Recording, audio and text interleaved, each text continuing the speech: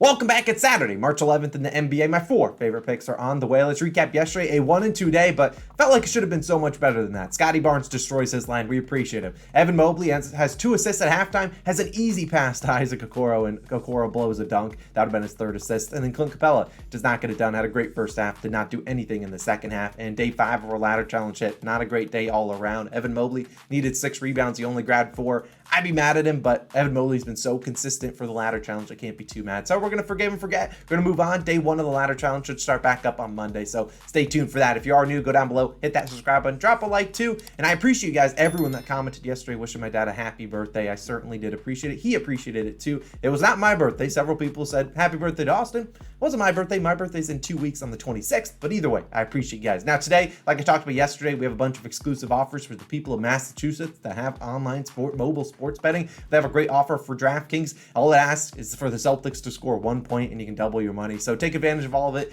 The details are down below in the descriptions. It's on DraftKings for new users in Massachusetts. Check it out. Details down below. Let's get into our favorite picks. We got 4 of them. Let's go forward now. Let's get these picks back on track. The ladder challenge was great, but we need these picks to start making us some units back, and we're starting with this first one. De'Aaron Fox, over 25.5 points. He might be the guy in the thumbnail. It's minus 115 on Bet365. Now, you can play this at 26.5. Strong feeling that Mr. Fox drops a 30 piece on the Suns today, which is currently plus 180 on DraftKings. Now, Fox is under in 2 straight games. 25 points, so on the hook versus Minnesota. Very good defensive team with Jaden McDaniels and other guys. And then 23 points against the Knicks. Now, against the Knicks, I was watching that game. That was the TNT game. Didn't do anything the first half. Dealt with foul trouble, then dropped 15 in the fourth quarter. I don't even think he scored a single point in the third. So, a weird game for him. I think he steps up here, has a bigger first half, and I think he's going to have to carry this team. Now, over Fox's last 14 games, this guy's been ridiculous, averaging 30.7 points per game. Hit this over in 11 of 14 and scored 30 plus points in 10 of those 14 games. So he's crushing the line. I think he crushes it today as they are on the road in Phoenix today. Now, last game when they played the Knicks, they got a lot of production. They got like 17 points from Trey Lyles, got a good production from Malik Monk off the bench. Sabonis dropped 24 points. They had basically the whole supporting cast supported Fox, and they were able to get the win by 5 points against the Knicks. But will all those role players show up on the road? I don't necessarily think so. And Fox, even if they are, he doesn't have a great first half. This is a guy that's a great live bet potential, guy that likes to turn it on. And this is a close game in the fourth quarter. Yeah, everyone get back on defense. Fox is shooting the ball because Fox has played really well, and that's what he does. He steps up in the fourth. And with Mikal Bridges now out of town, Durant is now out. The Suns' defense isn't really that great. Now, Josh Okogie, pretty solid. Torrey Craig, decent defenders. But with Chris Paul, Devin Booker, DeAndre Ayton out there, I don't really trust this defense a whole lot. They're going to play fast, and I think this Sacramento Kings team is going to play fast too. And we saw Fox drop 35 points in his last game in Phoenix right before the All-Star break. Played really well on the road, scored 29 plus points in 8 of his last 9 road games. The only one he didn't do it was, I think, his first game back after him and his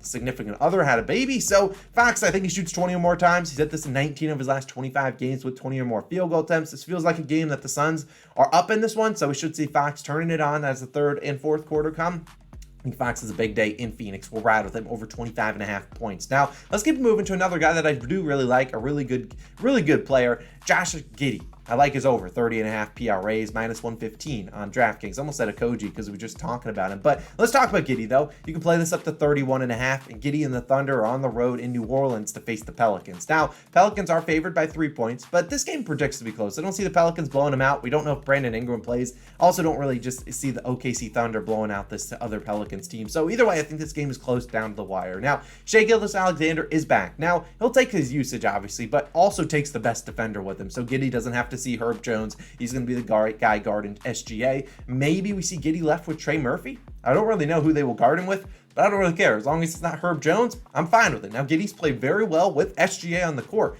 Win the last 20 games with SGA playing. Giddey averaged 18.6 points per game, 8.8 rebounds per game, and 7.3 assists per game. So that's 33.9 PRAs. He's over this line in 13 of his last 20 games with SGA, including 3 straight with 32, 42, and 45 PRAs. So crushing this line. We saw that last game. He had that 17.17 assist game. Now, Giddey, several of the games that he was going under, those 7 games, played less than 30 minutes. I think this is a big-time game for him. There's obviously 2 teams in the playoff competition conversation. So I think think Giddey plays well above 30 minutes. We've seen him approach 38 minutes in a couple of his most recent games, but still, Giddey over this line in 19 of his last 25 games with 30 or more minutes. It's no surprise when Giddey's on the court, he's going to fill up the stat sheet. But given that this Thunder team doesn't have a lot of depth on their team, I think they're going to need Giddey out there to facilitate the offense while SGA is off the court. And I like this matchup for him. In his last 2 against New Orleans, he had 36 and 28 PRAs. One game only had 3 or 4 assists. That was the one he went under. I think he has more assists here, more rebounds. He doesn't have to guard McCollum.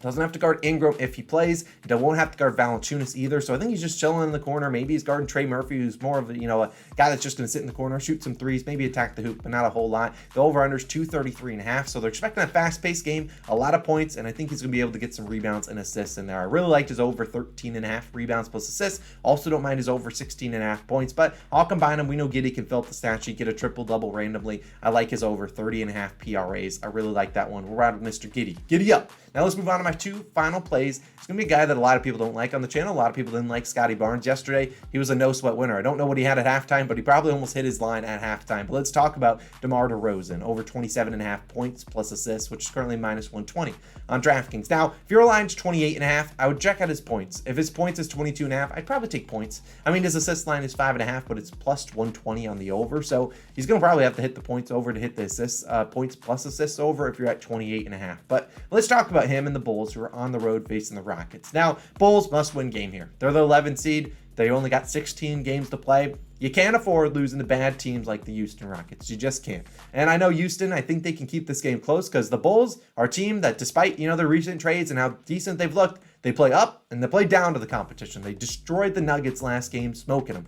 This is a perfect game for the Bulls to come out and just play with their food and just keep this game close, not play a whole lot of defense. Just keep it close. I think they still win this game, but I think this one's a closer one than the spread's only 7.5, and the Rockets are rarely 7.5 point underdogs to any decent team. But we'll look at DeRozan, 16 plus field goal attempts in 4 straight games. He's recorded 28, 37, 26, and 25 points plus assists. So while he's only gone over in 2 of those 4 games, still getting really close to the line. He's coming off a bad shooting game. Now, on the year, DeRozan been pretty good. 24.9 points per game, 5.1 assists per game. That's 30 points plus assists. We need 28 or 29 if the line moves up. Now, on the road, we know we talked about it. DeRozan, don't really like taking his props at home, but on the road where he is today, he's averaged 31.4 points plus assists compared to just 28.6 at home. He's over this line in 16 of his last 25 road games. Now, DeRozan wasn't really too public, but he did deal with a little bit of a quad injury, a little bit of an injury going into the All-Star break. Kind of limited his playing and limited his usage in his performance, but the Bulls have had 2 days off. He looks pretty good,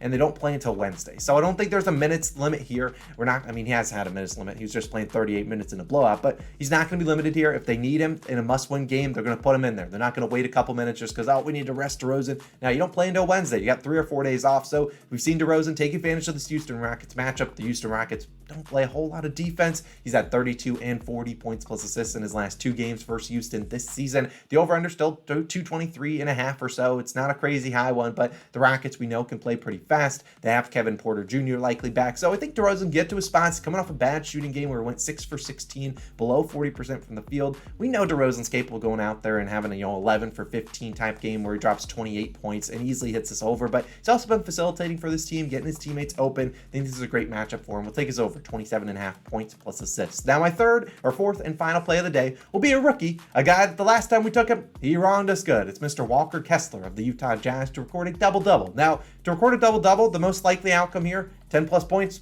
10 plus rebounds, and there was a long shot for 10 plus blocks, because he's certainly capable of doing that. I think he's had 7 or 8 blocks in a game before. Now, I'd probably play this up to minus 145, currently minus 125 on FanDuel. If you want to take his points plus rebounds line, I imagine, I didn't look at the exact line, I imagine it's in the 22.5, 23.5, maybe probably range, and I don't mind it there. Now, Kessler played a big role for this team. Obviously, the Jazz shipped off some people at the trade deadline, but prior to that, Kessler was still playing a lot of minutes, and he's going to continue to play a lot of minutes today against the Charlotte Hornets. Now, we've talked about time and time again, the Hornets, despite having no LaMelo Ball, still a team that's going to move it up fast-paced, and it's also a team that chucks up a lot of threes. Now, they don't normally go in, but they're chucking up a lot of threes, so I think Kessler should be able to grab those rebounds. But either way, we've seen Charlotte gives up the 2nd most rebounds per game in the NBA this season, the 8th most offensive rebounds, and the 9th most points per game in the paint. Now, Kessler, he ain't pulling up for 3.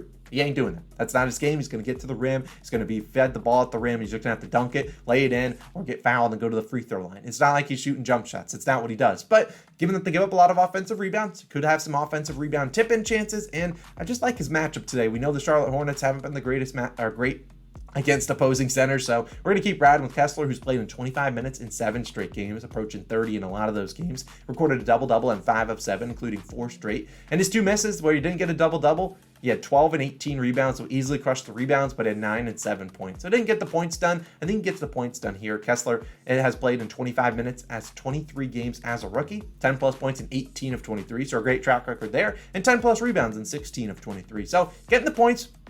Love the matchup for the rebounds, given that the Hornets give up a ton of rebounds, and this is a matchup where he probably guards Mark Williams, who should be back. I think he got injured in his last game, but should be back here. But Mark Williams has a little bit of a mid-range, but not like he's shooting a ton of different shots outside the paint. It's mostly in the paint. So I think he'll be just camping in the paint all day, blocking some shots, getting some rebounds, and hopefully on the other end, maybe Jordan Clarkson, who should be back today, dishing it to him for some easy dunks. I don't really concede. Mark Williams is solid, but not as big as Walker Kessler. I think Kessler is a big night. With the over-under 231, a lot of points to go around. Or take Walker Kessler to record a double-double, 10 plus points, 10 plus rebounds is probably what we need. We'll ride with him on FanDuel minus 125 to record a double-double. So those are my 4 favorite plays of the day. We're riding with Fox. We're riding with DeMar DeRozan. We're riding with Walker Kessler and Josh Gideon. Those are the 4 plays. Appreciate you guys. Let's go 4-0. Ladder challenge will be back day 1 on Monday. Appreciate you guys as always. If you want to sign up for that Massachusetts and you're in Massachusetts, you want to take advantage of their offer they have for Boston Celtics. Just score 1 point and you double your money. Take advantage of that. I appreciate you guys. Have a great day. I'll see you guys back on a Sunday morning.